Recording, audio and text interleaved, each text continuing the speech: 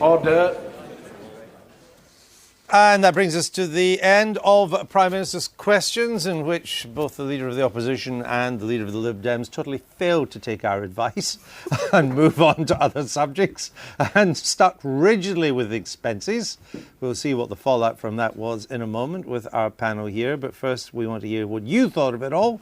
Anita. Yeah, well, OK, lots and lots of response today. Some of them saying that the atmosphere was a bit odd today. Gosh, this lot are subdued. I already knew they were unfit for purpose. Now they're unfit even for entertainment on a Wednesday lunchtime.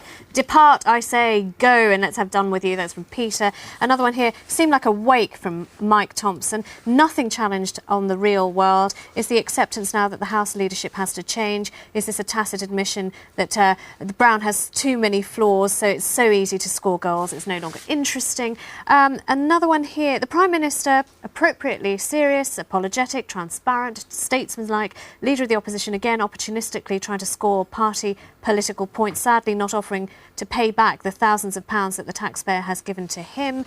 On the other side of the argument, David Cameron was like Muhammad Ali, light on his feet, ducking and diving around the Prime Minister, who looked rather glued to the spot, not knowing where the next attack was going to come from Chris. And just on that issue of reducing the number of MPs, lots of that really did appeal to lots of people. Some of them saying fat chance, like getting turkeys to vote for Christmas, but appealing to many of them, saying it's a fantastic idea. Let half of them lose their jobs, said one, then they'll know what it's like for us in the real world. Now, we originally thought that David Cameron may move on to the economy because of the Bank of England report. I've just been told that the governor of the bank has said there are pretty solid reasons for supposing that there will be a recovery next year, not this year, next year, but also pretty solid reasons for questioning if it will be sustained, which is an interesting remark. But no, they didn't go on that, neither Mr Cameron nor Mr Clegg. They decided to go for another knockout blow. Let me throw a comment out for you to react to.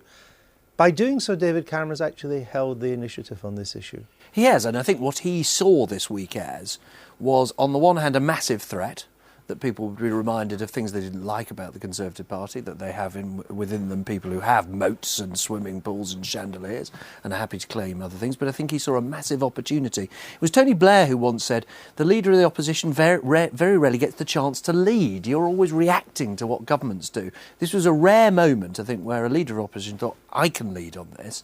And that may well be why he's ignored my advice. He got enormous plaudits from throughout media commentary, whether they're left or right, for taking the initiative yesterday, and he sought to prove today that he was not just quicker on his feet than the Prime Minister, but was living up to the public mood in the way that the Prime Minister was not in what he said. Now, there's an intriguing debate at the core of this.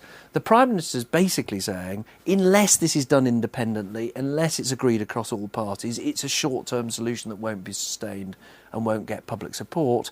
Cameron is saying something that isn't actually totally contradictory to that, but is saying we've got to act now. We can't wait for a report. Here are some good ideas. But I think he is, in his mind, I think he knows the country is looking at him and saying, is this guy Prime Ministerial? And if he gets this week right, it may be defined as a turning point for him. See, what we saw there, I suggest, Ken Livingstone, is that with David Cameron, I think he's on a winner here. So he's got some other ideas that he thinks will play well with the public.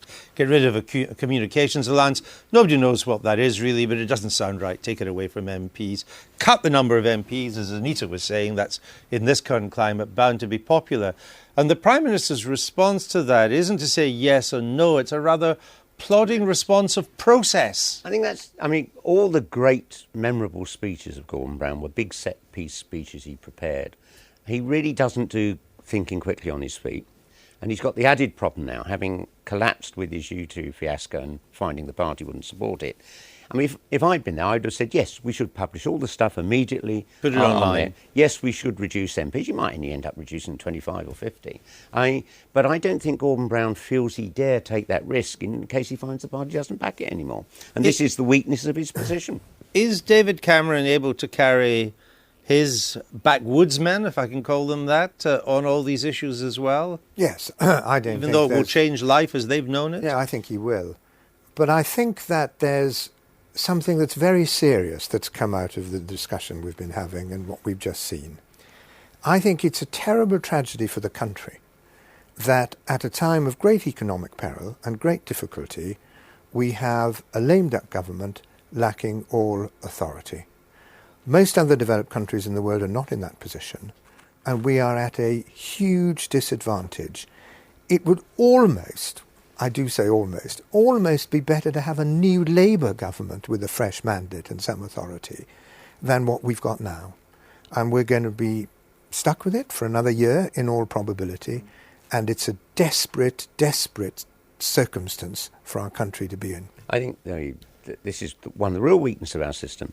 When any government gets to the end of its real life, like under John Major, like under Alec Douglas-Home, now under this, it's hanging on like grim death through that last year, hoping it will turn around like Callaghan did.